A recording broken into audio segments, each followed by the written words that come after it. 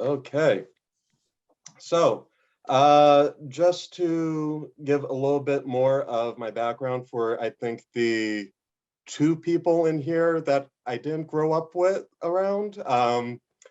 I am a former longtime State College resident. I attended Hebrew school at Brit Shalom. I was bar mitzvah there. I was president of BBYO. You can see my picture of 15-year-old me down by the library. And I attended Penn State, graduated in 2003 with degrees in journalism and Jewish studies. From there, I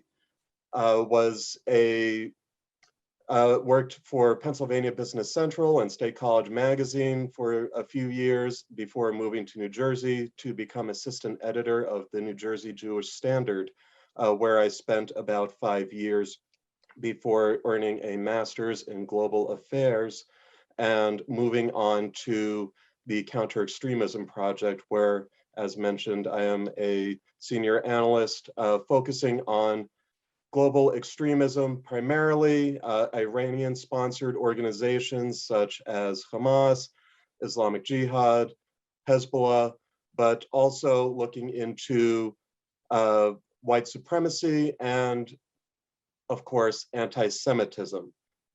So on that note, I will share my screen. I have this lovely PowerPoint. Let's see if we can get this going. In a 2020 survey, the American Jewish Committee found that a majority of American Jews felt anti-Semitism was a problem, while 82% felt there had been an increase in anti-Semitism in the United States over the past 5 years. Anti-Semitic conspiracies involving Jewish political power and influence are deeply rooted and influential. For example, a 2018 CNN poll found 1/3 of Europeans think Jews are too politically powerful. Since the tragic attacks on Pittsburgh's Tree of Life Synagogue in October 2018, observers have noted an increasing number of anti-Semitic attacks and the emergence of what many are calling the new anti-Semitism. Throughout history, Jews were portrayed as shadowy villains. From the plague to the Great Depression to COVID-19, Jews have long been blamed for global catastrophes. And the emergence of a physical Jewish nation state in 1948 provided anti-Semites with a centralized representation of Jewish power on the world stage. These same ancient conspiracies are driving a modern resurgence of anti-Semitic attitudes and physical violence. In New York City, the NYPD recorded a 50% increase in anti-Semitic incidents in 2021 over the same period in 2020. These attacks included assaults on individuals and vandalism of Jewish institutions. This past May, as Israel and Hamas fought an 11-day war, Jews thousands of miles away from the Middle East found themselves under attack because of their religious affiliation. Between May 9th and May 24th, Britain's Jewish community recorded 116 anti-Semitic incidents, compared to only 11 during the same period in 2020. In the United States, the Anti-Defamation League received almost 200 reports of anti-Semitic attacks after the conflict began. The group also noted more than 17,000 Twitter posts with variations of "Hitler was right." On May 18th in Los Angeles, a group of men waving Palestinian flags and chanting "Death to Jews" attacked Jewish diners at a sushi restaurant. So the question then becomes, what is driving all of this? First, let's settle on a base definition of anti-Semitism. In 2016, the International Holocaust Remembrance Alliance adopted a working definition of anti-Semitism, which has been adopted or endorsed by more than 30 nations and organizations, including the United States. According to that definition, anti-Semitism is a certain perception of Jews which may be expressed as hatred toward Jews. Rhetorical and physical manifestations of anti-Semitism are directed toward Jewish or non-Jewish individuals and/or their property, toward Jewish community institutions and religious facilities. The IHRA listed 11 examples of how anti-Semitism manifests, including calling for, aiding, or justifying the killing or harming of Jews, accusing Jews as a people of responsibility for the real or imagined crimes of an individual, accusing Jews of being more loyal to Israel than the nation in which they live, and denying the Jewish people the right to self-determination. So how has this manifested throughout history? The first step to understanding modern anti-Semitism is to look at its history. Christianity and Islam acknowledge their historical roots in Judaism and base their own validity on the idea that Jews have either rejected God or have been rejected by God, allowing room for the creation of new covenants presented by those religions. Both religions in their earliest incarnations viewed Jews through this lens of rejection. The Jews rejected Jesus as Messiah, and thus a new covenant was established to replace the old. As a result, Jews remained at the same time a part of and separate from the rising Christian civilization in Europe, as they were limited socially, professionally, and politically.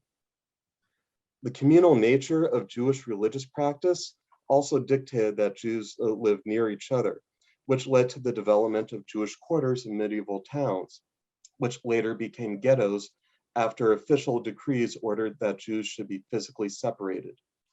Jews remained behind walls for 400 years, further contributing to suspicions as to why it was necessary to separate them from society, as well as what took place behind the walls of the ghetto. This separation created a natural aversion among Christians to Jews living in their midst, and therefore few made the effort to look beyond what they had been taught. They instead theorized based on their limited knowledge and suspicions. The misunderstood nature of Jewish practices also helped feed into myths surrounding them. Observers would see Jews hanging a mezuzah on their doors, for example, and recall something from the Bible about Jews in Egypt painting their door frames with blood. The natural conclusion was that Jews were again using blood for some sort of ritual purpose. And this ritual use of blood framed the basis for the blood libel, which emerged in the 12th century and has remained a persistent conspiracy in various forms over the centuries. Like Christianity, Islam has promoted the notion of Jewish rejection.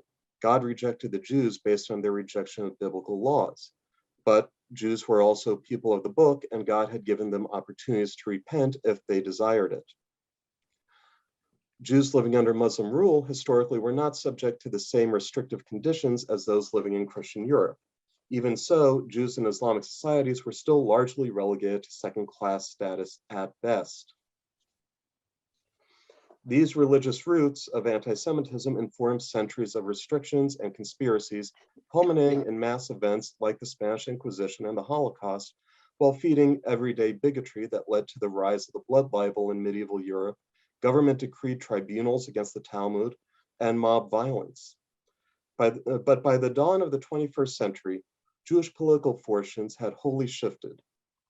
Jews enjoyed unprecedented political and economic freedoms and had reestablished their biblical homeland in Israel. This ascension began slowly with Napoleon's emancipation of French Jews in the early 18th century, but it wouldn't be until after the horrors of the Holocaust that Jews would attain true emancipation. The large Jewish migrations to America of the 19th and 20th centuries came at the same time that other nationalities and ethnic groups were migrating to the United States. Like other minorities, Jews were subject to widespread discrimination, but eventually discrimination gave way to success, and that success bred jealousy and contempt among those left behind. So let's take a look at who hates us now. Populated by neo-Nazis and white supremacists, the far right is a familiar antagonist and remains a primary source of anti-Semitic violence. Groups such as the National Socialist Movement and the League of the South promote blatantly anti-Semitic propaganda and imagery, while other groups couch their bigotry in language that reframes their enemies as threats to society and themselves as heroes fighting to preserve their own culture. A common theme among the far right is the Great Replacement theory, the notion that non-European immigrants are maliciously infiltrating society in order to replace the dominant white European culture with their own. Proponents of this theory proclaim this replacement threatens a genocide against the white race. One such group that subscribes to this is the Patriot Front, a relatively new white nationalist group with a nationwide presence. It embraces imagery that is both patriotic and fascist, while employing nationalist messages such as America First and Better Dead Than Red, in order to paint itself as the savior of an America that is losing its culture to foreign invaders. The Front is dedicated to creating a nation within a nation that it claims will be a hard reset of the current America, which it believes is subjugated by an international Zionist agenda and money. As noted in the slide, Patriot Front has recently been active in State College. The Patriot Front is an admittedly nonviolent group that stages banner drops, rallies, and protests to distribute their propaganda. But these kinds of actions only go so far, and the replacement theory has also attracted those who feel they need to take more physical action to end what they consider the genocide of the white race. Robert Bowers, who murdered 11 people during the October 2018 attack at Pittsburgh's Tree of Life Synagogue, accused the Hebrew Immigrant Aid Society of bringing foreign invaders into the United States. He saw his horrific actions against the Jewish community as part of a crusade against those supporting this supposed invasion. But the media has also written about a, quote, new anti-Semitism, driven by opposition to Israel and Israeli policies. While the far right's anti-Semitism is overt and thus easy to identify and condemn, the left and far left have embraced anti-Semitism by blurring this line between anti-Zionism and anti-Semitism. Traditionally, the Jewish community has been drawn to left-wing ideology and causes because of the idea of tikkun olam, the concept of repairing the world. Nonetheless, the left has mainstreamed strands of anti-Semitism through its embrace of social justice causes. Israel and its supporters have become a favored target among the far left. But the anti-Semitism of the far left holds the oppressive Zionists and Israel, the Jewish nation state, symbolize colonialism and oppression. On college campuses, Jewish students find themselves targeted by those seeking to punish all Jews for the actions of the Jewish state. In April 2019, for example, members of the Emory University chapter of Students for Justice in Palestine posted fake eviction notices on the doors of Jewish students in Emory's residence halls and off-campus housing in protest against Israeli demolitions of Palestinian homes. The sole qualification for receiving a notice was to be identifiably Jewish. Campus leftists have vociferously rejected any relationship between anti-Semitism and anti-Zionism. Yet the actions of these campus groups collectively hold all Jews responsible for the actions of the Israeli government. There is an assumption of responsibility for Israel's actions by virtue only of a shared religion.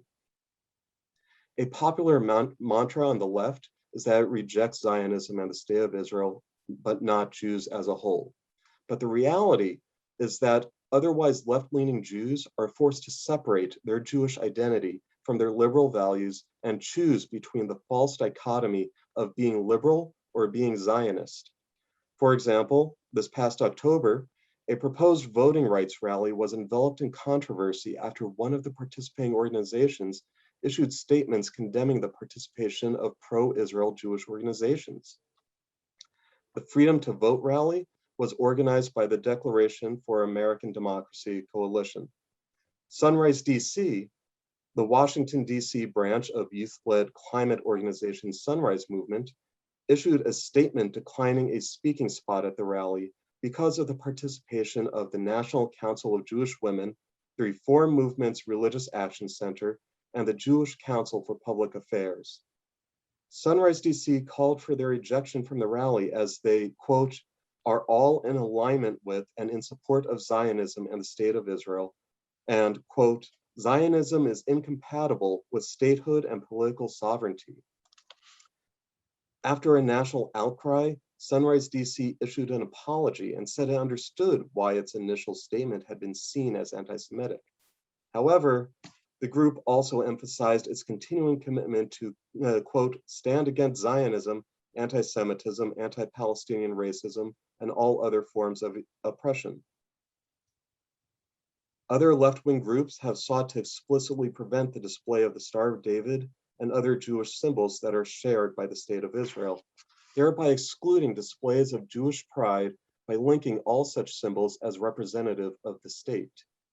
Thus, while the far right lumps together all Jews in its vitriol, the far left has created categories of, quote, good Jews and bad Jews, based on their supposed support of Israel based solely on a shared heritage. So, how does this all come together? A December 2019 report by StopAntisemitism.org and Zachor Legal Institute determined the boycott, divestment, and sanctions movement, the alt-right, and the radical left were together creating a threatening environment that normalizes anti-Semitism. Historical anti-Semitism has been both a response to the presence of Jews and a manifestation of the fear of Jews. What we see in the world today is very much the same anti-Semitism we have witnessed for thousands of years, but repackaged to fit modern narratives. At the core of anti-Semitism, what we see is a fear of perceived Jewish power and strength. The Jew is the enemy that needs to be defended against. The Jew is controlling and influencing the system. The Jew is responsible for the ills of the world. Despite a lack of power, Jews have historically been blamed for events that would require a great deal of power. Historical Christian anti-Semitism is rooted in the belief Jews were responsible for the death of Jesus, assigning Jews not only the power to sway the Roman government, but to also commit deicide. In medieval Europe, Jews were accused of poisoning the wells to cause the plague. And again today, we see the far right lash out at Jews for either creating, spreading, or holding back a cure for the coronavirus. Hitler and the Nazis blamed the Jews for Germany's economic and social woes. And a 2020 survey by the Conference on Jewish Material Claims Against Germany found 11% of Americans under 40 believed the Jews were responsible for the Holocaust. 15% said they thought the Holocaust was a myth or had been exaggerated. And in New York State, home to the largest Jewish community in North America, 20% of adults under the age of 40 felt the Jews had caused the Holocaust. The implication of all these accusations is Jews have the power to shape these events. The irony is that Jews have historically been powerless throughout much of modern history, restricted professionally, forced to wear identifying clothing, forced to live in specific areas, and generally made subservient to the whims of the ruling class. As Jews began to gain a modicum of freedom, the historical scapegoat became an even larger target. In fact, some of the biggest anti-Semitic myths of the 20th century were born out of the repression of Jews. The Jewish association with finance stemmed from medieval professional restrictions on Jews that limited them to money lending because the Catholic Church believed collecting interest was sinful. In the early 20th century, Jews joined the burgeoning American film industry because they were often shut out of other careers. Even the charge of dual loyalties, which long predate the establishment of the modern state of Israel, assumes the presence of a larger, powerful Jewish entity that commands ultimate fealty. Central to these examples is the idea of the Jew as the powerful puppet master and manipulator, exercising tremendous power behind the scenes. The far right is quick to accuse Jews of wielding and abusing their influence over government, but these accusations have begun to seep into the political mainstream on both sides of the aisle. In a politically polarized United States, it has become common to hear those on the right and the left accuse one another of presenting the greater danger. And we have seen examples of anti-Semitism emerge on both sides from those promoting those stereotypes. And again, it comes back to the premise of Jewish power. When US Representative Ilhan Omar accused AIPAC of unduly influencing US foreign policy, she was accusing Jews of having too much power. And when then presidential candidate Donald Trump told a group of Jewish Republicans that they wouldn't like him because they couldn't control him with their money, it was based on a belief of Jewish power. This underlying theme is present among all forms of anti-Semitism. Historically, it was easy to assign blame to a powerless and nomadic group. Charging Jews with responsibility for society's ills alleviated responsibility from those with actual power, and more importantly, it distracted the general population from holding those in power responsible. These conspiracy theories live on today in various forms. Far-right conspiracy theorists see Jews as shadowy puppeteers who orchestrated the Great Depression, the World Wars, Corona, and other misfortunes in order to dominate society. Radical Islamists justify violence because of views that God has rejected Jews because of their own defiance. And on the far left, Israel is vilified as a Nazi state, and individual Jews are condemned for her actions based solely on their religious affiliation. The result of this type of rhetoric is people like Pittsburgh shooter Robert Bowers and others like him taking it upon themselves to strike back against these perceived enemies to reclaim their power, or hate crimes against Jews under the guise of social justice, as at Emory, or suicide bombings and car rammings against Israelis. We've also seen these kinds of ideas manifest elsewhere in recent years with alarming results. In 2017, white nationalists marched through the streets of Charlottesville, Virginia, chanting, "You will not replace us." In March 2019, Brenton Tarrant attacked 2 mosques in New Zealand, killing 51 people.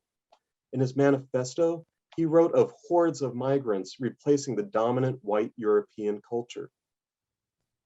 And much like Jews were blamed for poisoning the wells of medieval Europe to cause the Black Plague, followers of QAnon conspiracies pinned the blame for the coronavirus pandemic on Bill Gates, 5G cell towers, and even vaccines.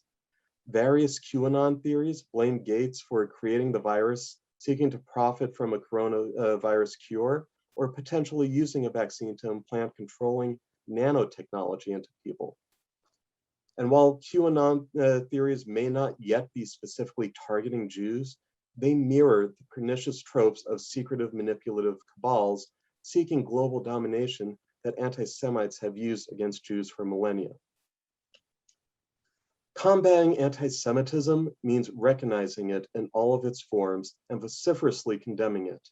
It is incumbent upon all of us to educate ourselves, to speak out forcefully. As Hillel said, "If I am not for myself, who will be for me?" Because for those who feel insecure in their current place in the modern world, and especially for those who wish to manipulate unease in order to gain power themselves, the Jew continues to be a convenient target.